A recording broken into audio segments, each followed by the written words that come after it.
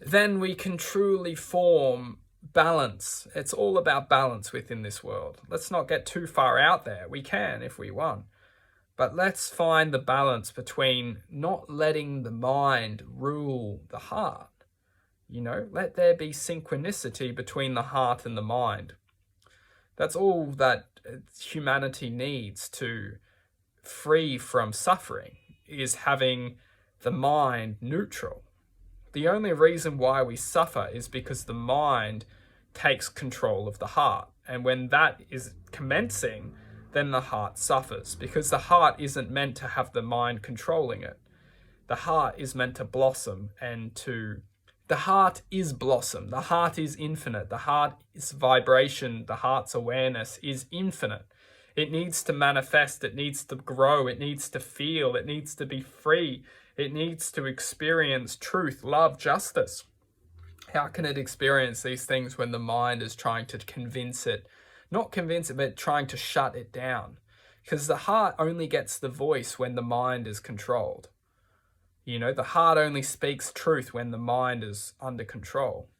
So if we haven't learned how to control the mind, that's where we all begin. Healthy food, doing good exercise, connecting with our breath, learning how to remove toxic energies from our life, learning how to remove, negative environments, learning how to listen to the heart is all we need. If we can start to learn to listen from our intuition, if we start to learn to listen from our heart space, what the heart is trying to guide us, what it's trying to talk to us.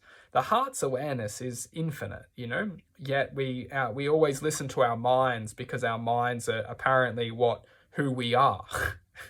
This is what they teach us. They teach us we are our minds. Well, you could say we are our true identity is whatever you want to believe it, You might be your mind. If you think you're your mind, you might be your mind, There's no one to say who you're not, because you are anything. You are infinite. So if you really want to be your mind, be your mind. But I can speak from a state of awareness which is true to me, that the mind is the essence of controlling the infinite self to blossom and grow out of this perspective that we are so limited to be in. We're so limited to be in this perspective of reality, and this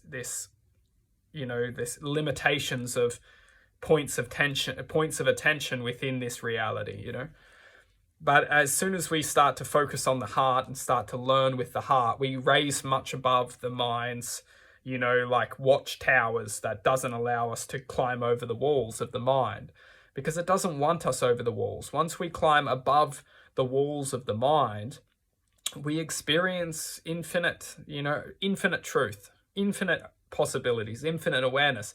And once we access those connections to truth, awareness, love, there's no way that we can suffer.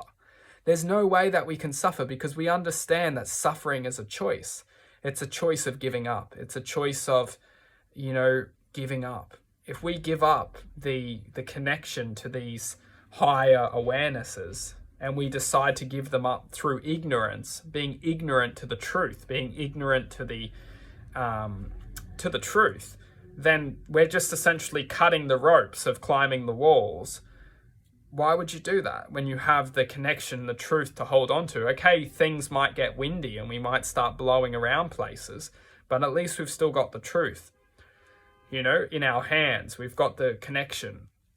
The minds will always try and cut those ropes, because the mind doesn't want us climbing out of its control.